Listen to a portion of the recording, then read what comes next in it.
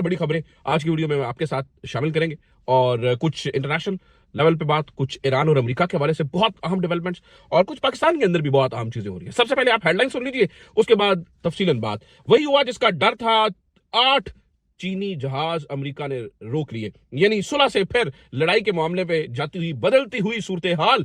सुलह इस हफ्ते के आखिर में होने वाले मुज़ाकरात धड़ाम से नीचे गिर गए। इस हफ्ते के आखिर में मोस्ट प्रोबेबली अब कोई मुज़ाकरात पाकिस्तान में नहीं हो रहे हैं। आगे कुछ नया प्लान बन रहा है, इसके ऊपर बात करेंगे। जनरल आसिम मुनीर ने ईरान के बाद अमेरिका जाने की खबरें और बाद में वो खबरें झूठी निकली, स्पेकुलेशंस निकली। जनरल आसिम मुनीर ईरान से सीधा पाकिस्तान वापस, इसके अंदर क्या कहानी है? डोनाल्ड ट्रंप की पाकिस्तान आमद और उस हवाले से होने वाली नई मनगढ़ंत कहानियां, इसके ऊपर भी कुछ चीजें मैं आपके सामने रखूंगा। जबकि इस पूरी गेम के अंदर नाज़रीन रूस की एंट्री, रूस ने खबरदार कर दिया। ये जो सुलह की कहानी चल रही है, इसके अंदर कुछ और ही गेम है। Military operation, commando action Iran में करने का इरादा। और आज पीट हेग्सेथ की प्रेस कॉन्फ्रेंस, तमाम शुकूक व शुबात दूर हो गए। लड़ाई की तरफ बढ़ते हुए एकदम आखिरी मौके के ऊपर पीस से दोबारा से लड़ाई की बातें। ये सब कुछ क्या चल रहा है, क्यों चल रहा है और इसके पीछे की क्या कहानी है? रूस क्या कहता है, चाइना क्या कहता है? चीनी जहाज जो रोके गए हैं, यानी चीन जाने वाले जहाज थे, ये 8 जहाज उनको रोका गया है। उसके बारे में चाइना अब क्या करेगा? लड़ाई किस तरफ जाती हुई नजर आ रही है? या पाकिस्तान की कोशिश कामयाब होगी या किसी तरीके से बिल आखिर कोई ना कोई मामले के ऊपर पाकिस्तान के अंदर दोबारा से बात आ जाएगी, इसके ऊपर बात। और फिर नाज़रीन हमारे मुल्क की सूरत हाल, खास तौर पर इमरान खान की बहनों के हवाले से पिछले कुछ दिनों से बहुत सारी खबरें सामने आ रही हैं। उनके ऊपर इल्जामात भी लग रहे हैं। पीटीआई में उनके खिलाफ एक बगावत भी होती हुई नजर आ रही है। हमने सलमान अकरम राजा को भी गुस्से में देखा है। तो काफी सारी चीजें जो इस वक्त नाज़रीन यक वक्ती हो रही हैं।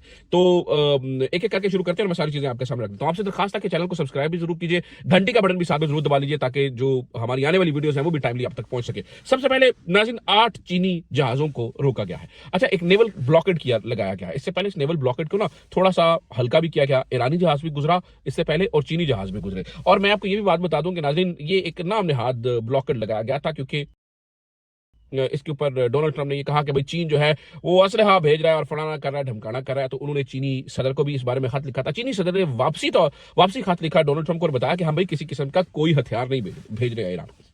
उसके बाद ये मामला ठंडा हो गया। क्योंकि बातचीत चल रही थी तो ये नेवल ब्लॉकेड एक हमें सिंबॉलिक नजर आता था। लेकिन आज सुबह अचानक अमेरिका के रुख और अंदाज बदले नजर आते हैं। अब पीट हेग्सेथ की अभी जो कुछ देर पहले प्रेस कॉन्फ्रेंस हुई है उसको उठा कर देख लें। वो बता रहा है भाई हम देख रहे हैं ईरान को, हमें पता है कि तुम कहां से डिग करके क्या निकाल रहे हो और हम रीलोड कर रहे हैं, ऐसा कि जैसा हमने कभी जिंदगी में पहले रीलोड नहीं किया।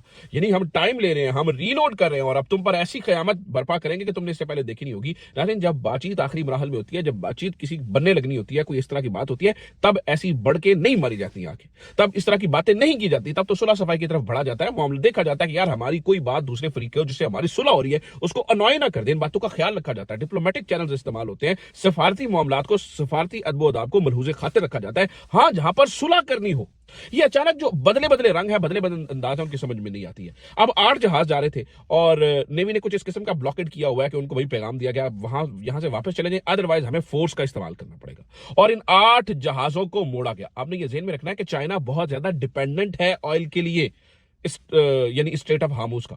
और मैं आपको ये भी बात बता दूं नाज़रीन, ये बहुत बहुत इंपॉर्टेंट है। यही बयान अमेरिका से जाने से भी आया था कि भाई हमने चीन का जो एक रास्ता बनता था या चीन की जो एक्सेस थी हार्मुज तक, उसको हमने कट कर दिया। आपने ये भी ध्यान में रखना है नाज़रीन, अगले महीने डोनाल्ड ट्रंप चाइना में जा रहे हैं और चीन जाने से पहले हमें यह लग रहा था कि इस मसले को हल करना बड़ा जरूरी है। बहरहाल हम तो इस हफ्ते के आखिर की उम्मीदें लगा के बैठे थे कि दोबारा से इस्लामाबाद के अंदर टॉक्स होंगी। इसमें कोई शक नहीं है कि इस्लामाबाद के अंदर टॉक्स की अभी भी एक बहुत हाई वैल्यू है और उसको सोचा भी जा रहा है और हो सकता है ये हो भी जाए। लेकिन अब नाज़रीन टाइमिंग के ऊपर मामला आ गया। बहुत सारे लोग ये कह रहे हैं कि अब ये बात मिड मई के अंदर जाती हुई नजर आ रही है, क्योंकि डोनाल्ड ट्रंप शायद मिड मई के अंदर आए और फिर वो यहां पर आके कुछ सिग्नेचर वगैरह करें। तब तक ये हल्की फुल्की टिशम टशम इसी तरह से जो है वो चलती रहेगी। अब ये थोड़ी सी अजीब मामला है।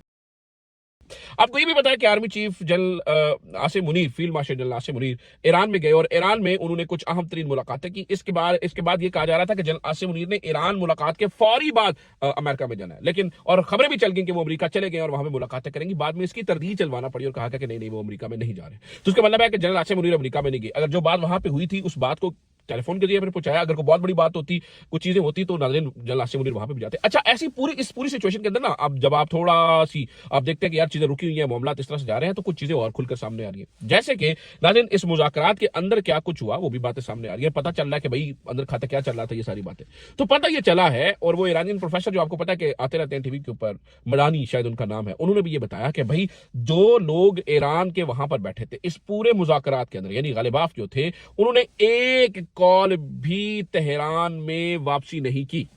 यानी आप इस बात को समझिए कि वो जाने वाला जो वफ्द था वो इतना पावरफुल था और उसको उतने इख्तियारात दिए गए थे। मुज्तबा खामनाई साहब ने उनको मुकम्मल सिर्फ फैसला नहीं, फैसले करने का इख्तियार दिया था कि भाई अगर आप यहां पर बैठ के कोई भी फैसला करके आ जाए।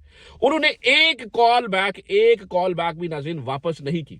हालांकि इस तरफ से जो अमेरिकन वफ्द था उन्होंने दर्जन भर से ज्यादा बातचीत जो है वो अमेरिका में की और फिर इजरायली प्रेसिडेंट को भी कॉल की। इसके बाद ईरानी वफ्द ये बताता कि उनके मामलात और मूड तब्दील हो गए। अब ये जो कहानियां जो अब बातें सब खुलकर बाहर आ रही है, पता चला, तो हमें इस बात को एस्टैब्लिश करने में भी पता चलता है, क्योंकि आपको पता है मीडिया के जरिए नाज़रीन हर चीज दो नंबरी से ऐसी घुमाई जाती है कि पता ही नहीं चले सच क्या है झूठ क्या है। हमें तो इससे पहले यह बताया गया था कि ये जो मुज़ाकरात कामयाब नहीं हुए हैं, ये जो मुज़ाकरात आखिर में आके रुक गए हैं, इसके पीछे ईरानी वफ्द है। ईरानी वफ्द को जो है वो बातें समझ में नहीं आ रही थी। ईरानी वफ्द पता नहीं किस मूड में आया था। ईरानी वफ्द जो है वो चीजों को मनवा रहा था, ये कर रहा था। अब हमें पता चला कि भाई वो तो कह रहे थे कि हम डिसीजन करने के लिए हैं और वो डिसीजन करने के लिए बैठे भी हुए थे, लेकिन फिर नाज़रीन आपको पता है कि पीछे से कॉल शॉल उधर उधर से हुई और बताया जाता है इंचेस अवे थे।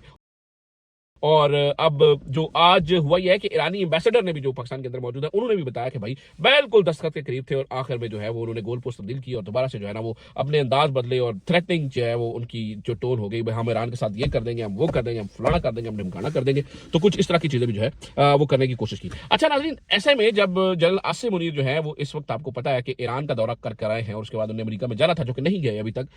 हो सकता है अगले कुछ दिनों में दोबारा जो है वो अमेरिका यात्रा लग जाए। ऐसे में नाज़रीन जब ये सब कुछ हो रहा है तो रशिया ने एक बहुत बड़ी बात की।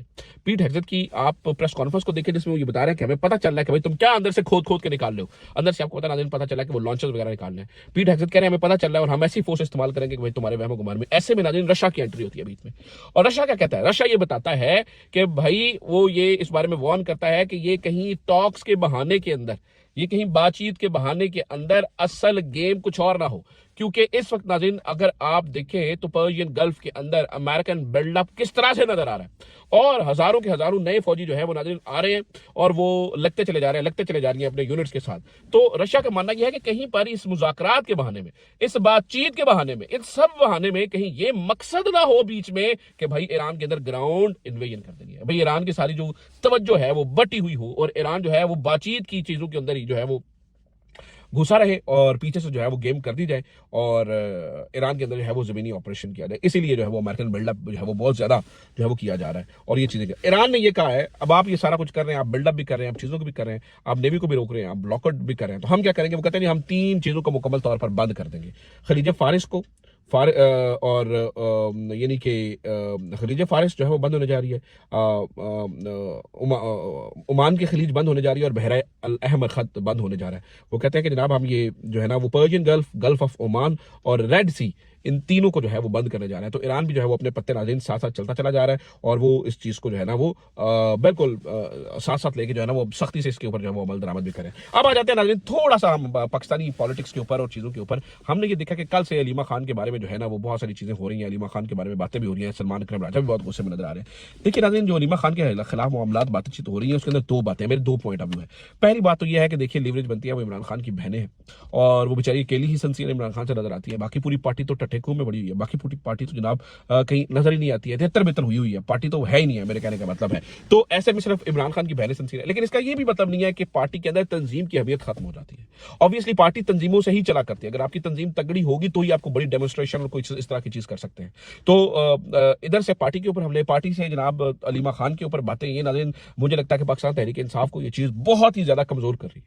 इतना कमजोर शायद नून लीग ने और इतना कमजोर शायद एस्टैब्लिशमेंट ने नहीं किया प्रेशर डाल के, जितना कमजोर पाकिस्तान तहरीक इंसाफ की जमात अपने आप को कर रही है, क्योंकि वो बिल्कुल उन्हें समझ में नहीं आ रहा कि हमने जो है ना वो क्या करना है। और तहरीक इंसाफ जो है वो बिल्कुल इस वक्त हमें नजर आता है कि कोई उनका प्लान नहीं है। सुहेल खान अफरीदी ने भी इस बारे में आज ट्वीट किया कि भाई आप ना तो सही तरह से मुफाहमत कर सके और ना ही आप सही तरह से मुज़ाहमत कर सके, आप कुछ भी नहीं कर सके।